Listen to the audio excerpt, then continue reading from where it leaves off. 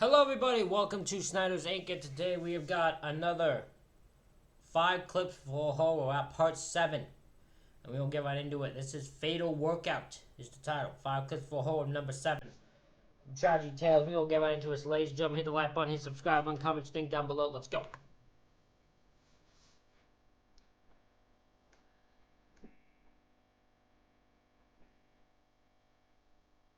Hey folks, and welcome back to the channel.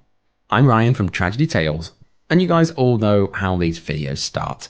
But it's true, you just never know what you're going to capture when you tap that record button.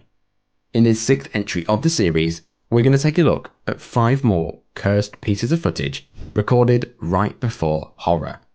To a fun joyride over the cities of India gone terribly wrong, to the absolutely insane Tianjin port explosion. Holy shit. So without any messing about, let's get right into it. Oh my! That looks insane. Bro.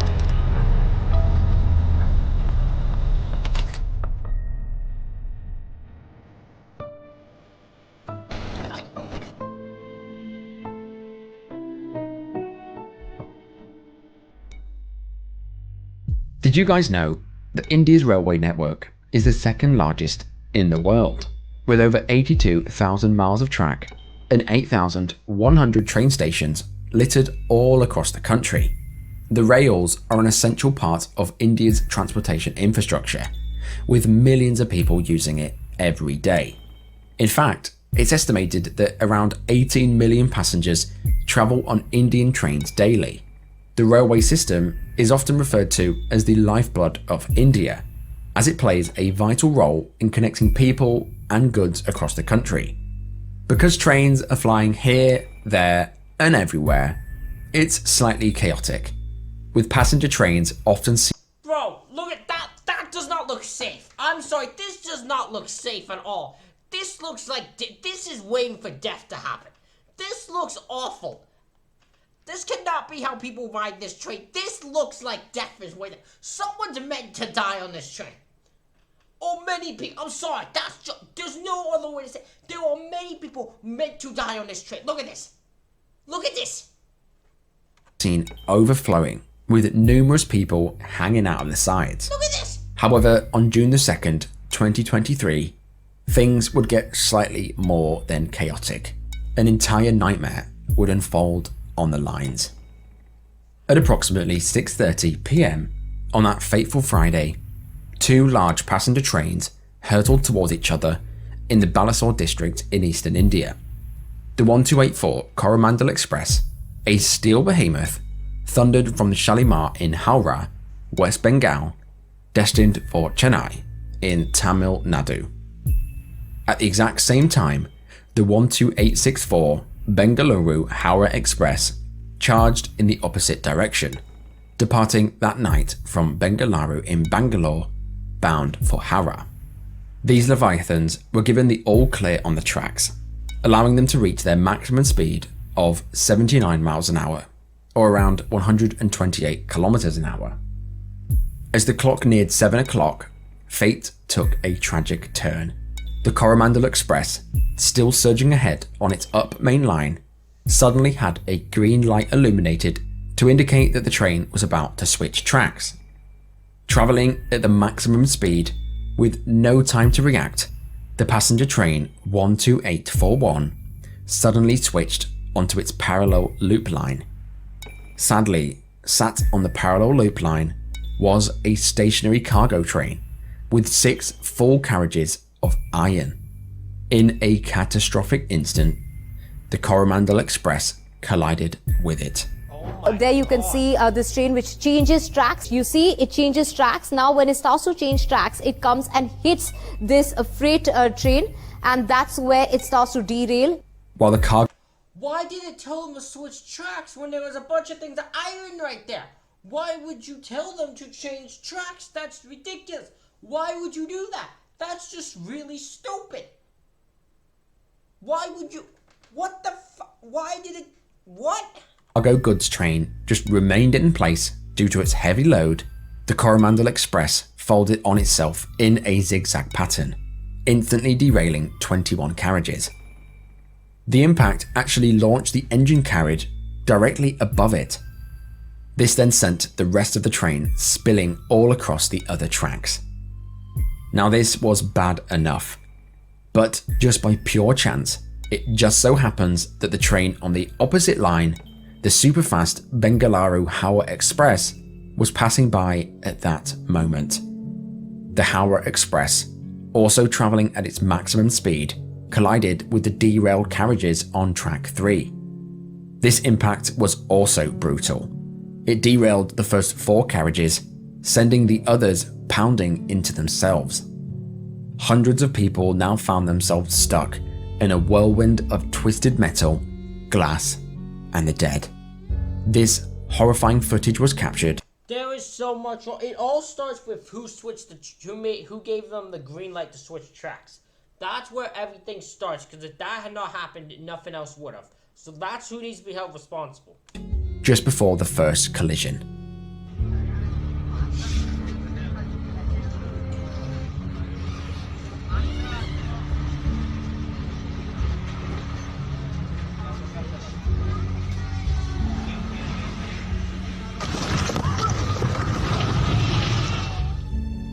When everything had settled, a nightmare had unfolded. 2 passenger trains had now derailed, killing many on impact. More than 15 fire rescue teams, 100 doctors, 200 police personnel, and 200 ambulances were mobilized. But when they got there, they found a scene of just pure devastation. Chaos and confusion as passengers and rescuers clamber over a train carriage on its side. They're looking for survivors. Bodies of the injured and the dead are taken from the site on foot. At least 80 people are believed to have died. Around 200 were trapped. The Indian Prime Minister Narendra Modi has already sent his condolences. Bodies laid piled on bodies, and some carts had actually set alight. Virtually all of the dead were in the first 3 cars of the Coromandel Express, where many of the passengers were stood.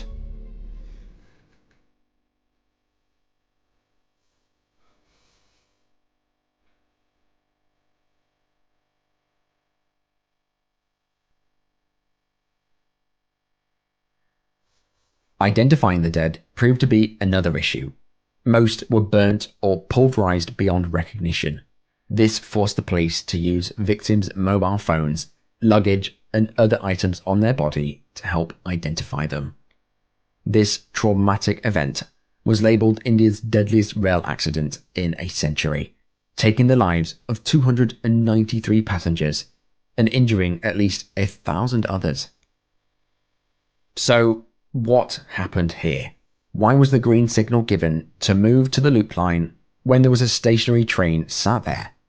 Well, the only way this could have happened is if it was physically changed from the main office. Both trains are set to move on their fixed track and never usually move.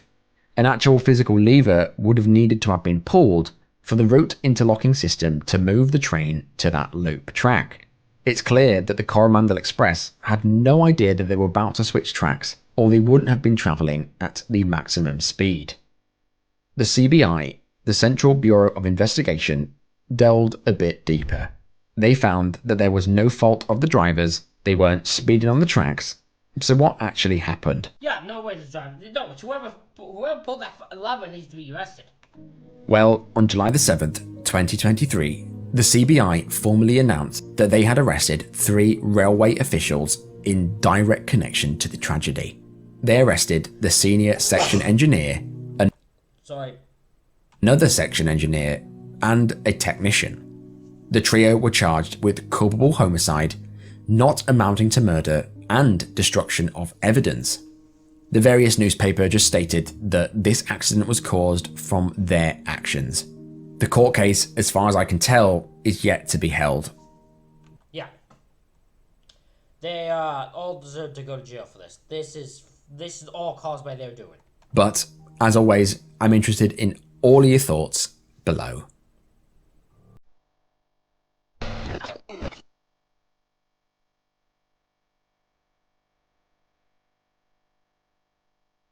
Hitting the gym and working out is meant to elevate your life, enhancing both your appearance, strength, and mental health.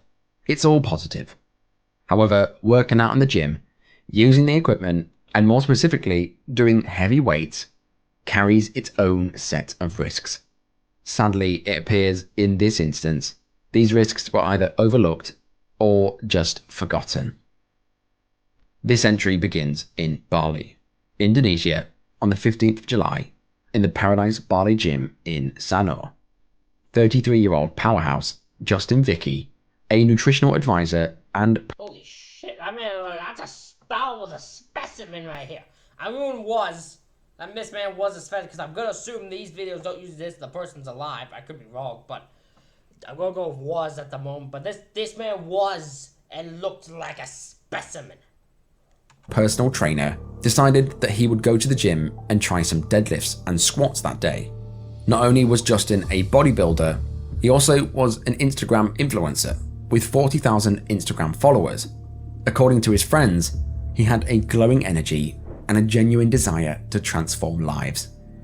The video captured that day shows Justin about to do a 210 kilogram squat. That's insane. Justin poised himself as he grappled with the iron bar. He had a spotter behind him should the weight fall, and it just looked like a normal squatting exercise, just like you'd see in the gym. Justin does a couple of these squats before it's clear his strength is waning. The barbell gets lower and lower to the ground, but the spotter doesn't seem to be of any assistance. As far as I'm aware, aren't they supposed to grab the bar so it doesn't fall? Regardless, all of a sudden, Justin's legs buckled.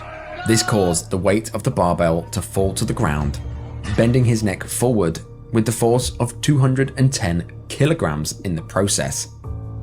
The impact was... That might be the worst. Yeah, that's the worst support guy. I don't remember what they call it, I already forgot. But that's the worst support guy you could have, because he did call there. You could tell he can't get it, and he's just not helping. He failed at the task. This guy probably, most likely, had his life ended because of this guy's unable to help. Inability to just... Once a guy is unable to get back going, and he can't get it back up, you grab the bar and help him. Brutal. The barbell struck Vicky's neck with violent force. The heavy weights broke his neck and back, severing vital nerves to his heart and his lungs. Within an instant, he had been internally decapitated. Despite the spotter's presence, it was clear that he was not correctly prepared for this task. It's possible that he just wasn't paying attention, or he just didn't know what he was doing. However, I'm no bodybuilder, I've no idea. The barbell was instantly moved from Justin's neck, but by then, the damage was done. Justin went into spasm and was rushed to the hospital. However, his condition was critical. He was rushed into theatre for an operation, but sadly, Justin slipped into a coma, succumbing a day later at the ripe age of 33. His cause of death was a broken neck. He found his final resting place at a family plot in East Java, his parents' hometown.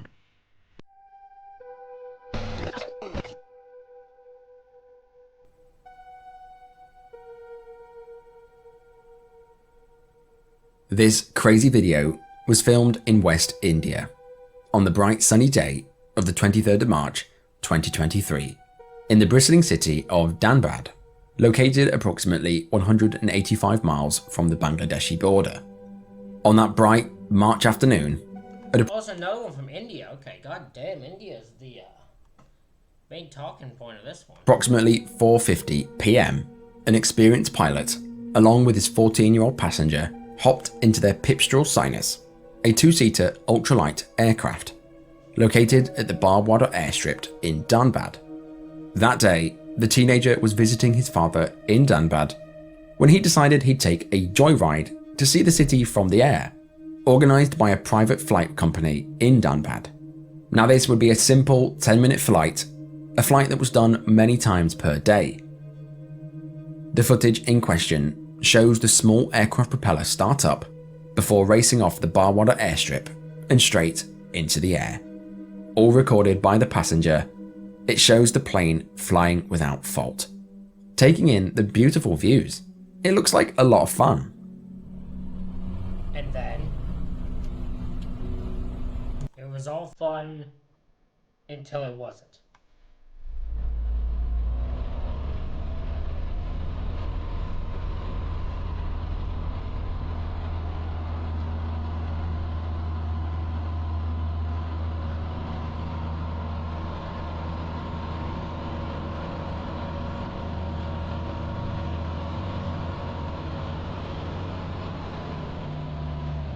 However, this only lasts for around a minute, until all of a sudden, the engine can be heard conking out.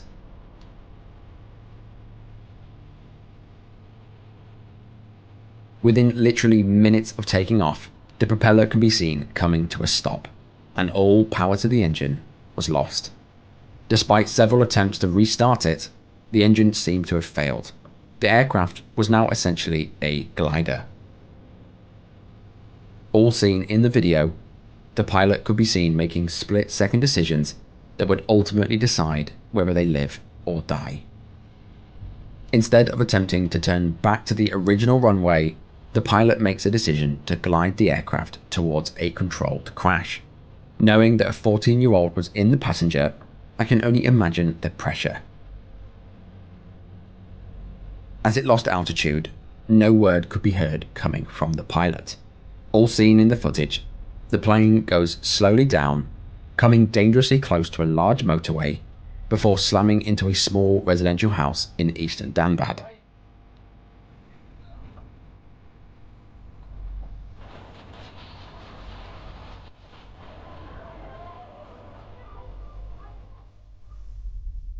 The plane landed on the roof of the That's insane. So he was like, okay, guys, let's go into the house. The house will be the safest place. We'll go right into it. Holy shit, what a choice. house before falling to the ground. Luckily, nobody was inside at the time. The family was actually outside and witnessed the entire thing happen. In the crash, the pilot and the teenager were severely injured. They were rushed to hospital with life-threatening injuries, and in hospital, they continued their recovery. But by some pure miracle, nobody else was injured, and thankfully, due to the pilot's quick thinking and calm demeanor, they both walked out alive. Wow. Now, I'm no pilot, but some people speculate that this pilot in the video made several severe mistakes, from allowing the passenger to rest his feet under the passenger controls to failing to crash in an open space, rather than a residential community. But as always, I'm interested in your thoughts below. I don't know about the first one. I'm not a pilot. I know jack shit about it. I can't speak much on this when it comes to the choices he made. I would say probably going into a house would probably not be my first choice.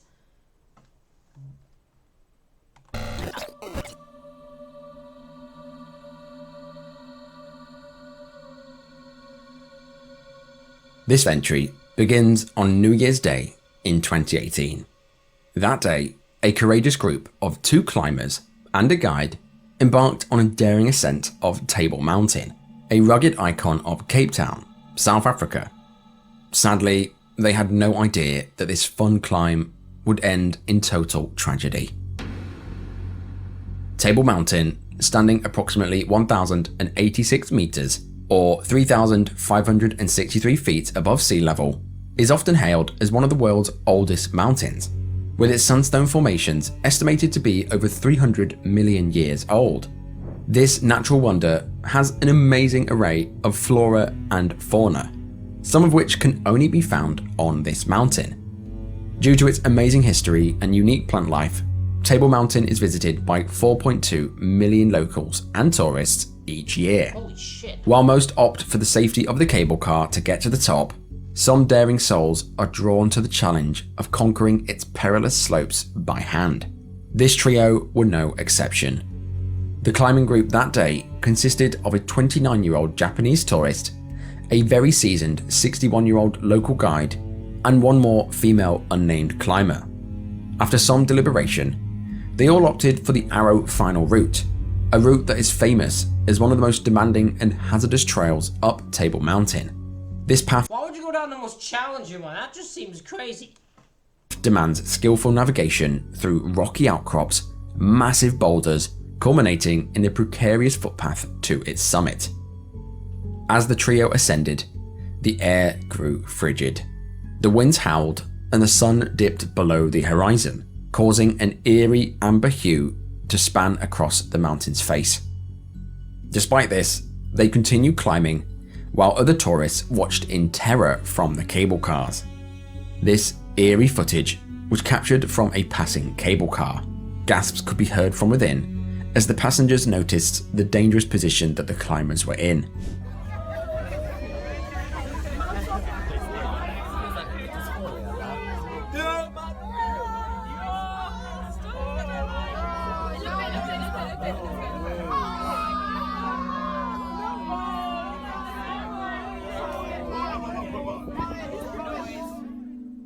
They were suspended on a near vertical cliff face with just a small rope tethering them together. Tragically, just moments after this video was recorded, tragedy struck with brutal force. It's believed that the guide suddenly lost his footing, and sadly, because they were all tethered by ropes, the guide brought the other climbers down with him too. By some absolute miracle, the other two climbers managed to stop their fall. They hung there precariously on a ridiculously tiny ledge, praying for survival. Sadly, however, on this tiny ledge, 2 out of the 3 climbers succumbed to their injuries and slipped into cardiac arrest. This forced the last remaining climber to attempt to give CPR on the side of a mountain.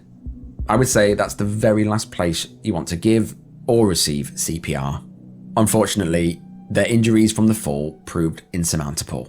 The 61-year-old guide and the 29-year-old tourist died right there on the side of the mountain before rescue could even be called. This left the third member of their party stranded, alone, on the side of a mountain with 2 corpses and 800 other people that were also visiting that day who were told to stay in their cable car until rescue had arrived. With remarkable skill and precision, a rigging system was established from the cable car above, enabling rescue operators to extract her from her precarious perch. Once she was off the mountain, That would be terrifying. You'd be stuck on a mountain with 2 corpses next to you and you can't do fucking anything but hope you survive. That would scare the shit out of me. Thank God I am never gonna climb no mountain like this. If I'm taking no cable car, because if I crash, a lot of people going down with me. and she was rushed to hospital where she later recovered from her injuries.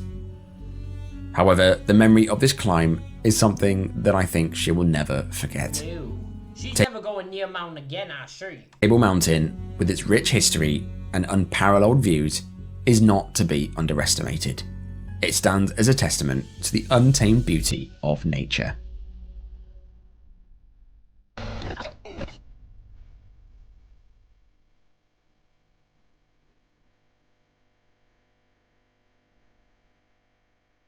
This absolutely insane footage begins on August the 12th, 2015, in the huge seaside port of Tianjin, China. This is 10 years ago, okay. Nestled next to the Bohai Sea, approximately 84 miles from Beijing. Tianjin is one of the largest ports in northern China and one of the largest in the world. It's vital to China's economy and China's status as one of the largest exporters. While it is commercialized, it's also a metropolis with vast skyscrapers, home to 11 million people. The port is Beijing's access to the sea, allowing goods from ships to be brought to land and then to Beijing.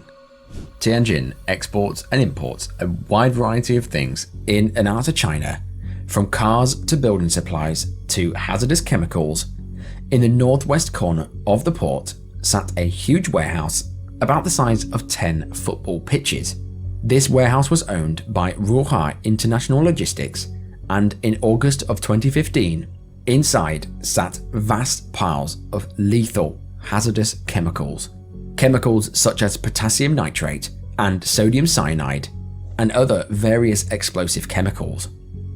Chinese law states that no more than 25 tons of these explosive chemicals should be stored at one place. However, in that warehouse, there were over 3,000 tons of hazardous substances, including no one knew this? No one knew? Why did no one know this? 800 tons of sodium cyanide Holy and shit. 1,300 tons of potassium nitrate. Just a reminder, the limit is 25 tons. These two chemicals are extremely Why did no one know this amount of shit was in a warehouse? You would think someone would report and let them know this happened. explosive. It was a deadly It's a walking bomb. It's a bomb waiting to go off. recipe for disaster. Around 11 p.m. on August the 12th, as many tucked into bed, multiple emergency calls were received stating that a fire had broken out in one of the warehouses in the port, very similar to Beirut, which I also covered on this channel. Multiple fire trucks rushed to the scene, but at first they weren't sure what was stored in the warehouse, so they tackled it with water. But this was a huge mistake. The chemicals reacted violently to water. This caused the flames to intensify dramatically, spreading to further parts of the warehouse. Around 30 minutes after the first call, the warehouse exploded, sending a huge fireball into the air. Look at that. Oh my god. Videoing it. What? Oh my god, man. I think that might be a gas station or something. I guess. Whoa! Oh! What the?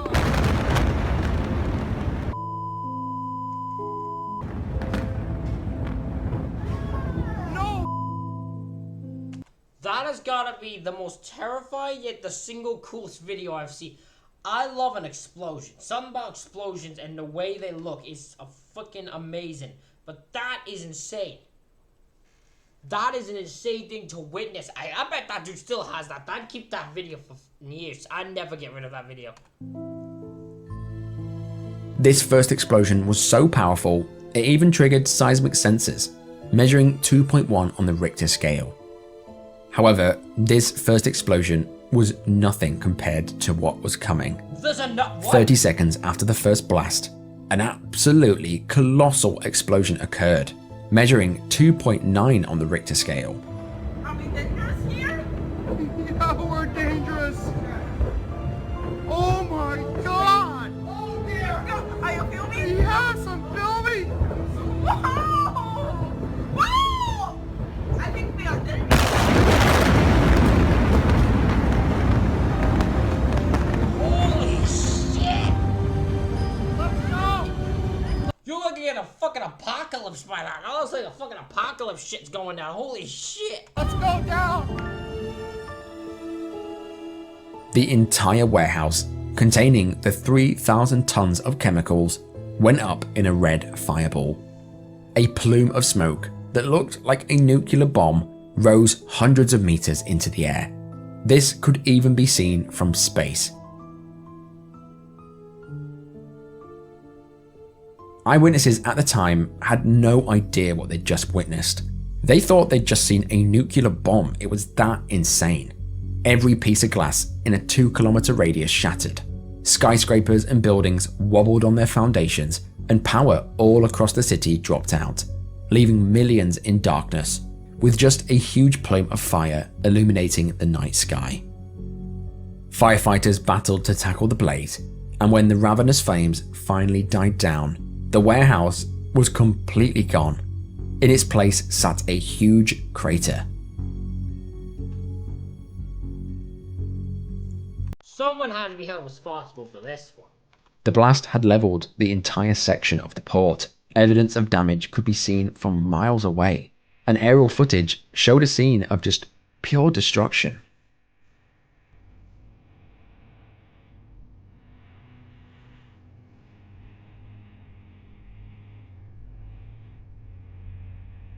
While ash and fumes descended from above, dangerous chemicals seeped into the ground.